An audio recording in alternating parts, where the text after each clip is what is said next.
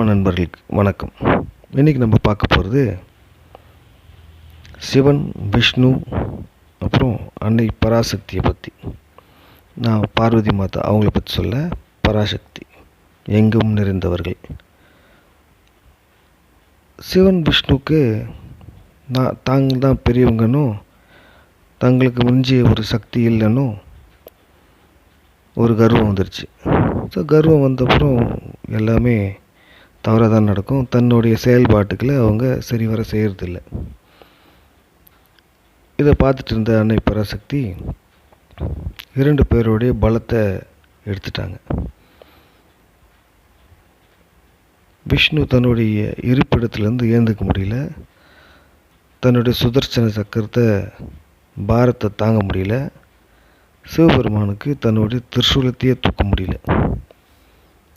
இது போகிற ஒரு சூழ்நிலையில் என்ன இது, நம்மளுக்கு இந்த நிலைப்பாடு வர்றதுக்கு காரணம் என்னன்னு யோசிக்க ஆரம்பித்தாங்க. சரி, நம்ம விஷ்ணுவை பார்ப்போம் அப்படின்னு சொல்லி விஷ்ணு சிவரை போய் பார்ப்போன்னு 2 பேரும் வராங்க. 2மே பலமற்ற சூழ்நிலை தான் இருக்காங்க. அப்போது நம்மளுக்கு மேலே யாரோ ஒருத்தர் இருக்காங்க அப்படின்றது புரிய வருது. 2 பேருமே நடந்து போகிறாங்க.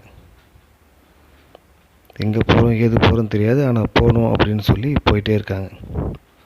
விடையை தேடி, நம்மளும் நம்ம வாழ்க்கையில் விடையை தேடி தான் போயிட்டுருக்கணும். அப்போ போயிட்டுருக்காங்க. ஒரு விடை கிடைக்குது. விடை என்றது ஒரு வெளிச்சம். அந்த வெளிச்சத்தை நோக்கி போகிறாங்க. அங்கே பெண் ரூபங்கள் பல இருக்குது, பல யக்ஷினிகள். அவங்க கிட்ட போக சொல்ல சிவபெருமானும் விஷ்ணுவும் ரொம்ப சிறியவனாக தோற்றமளிக்கிறாங்க.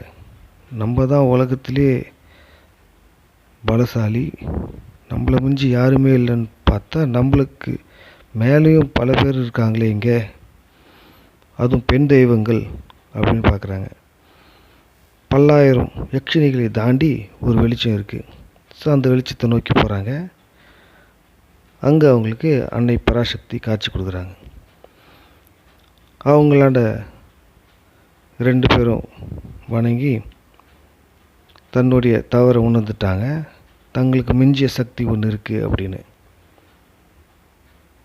எந்த நேரத்தில் எந்த இடத்துல தன்னுடைய கர்வத்தை விட்டு நான் பெரியவன் இல்லைன்னு ஒத்துக்கிறாங்களோ அப்போ அவங்களுக்கு எல்லாமே கிடைக்கும்.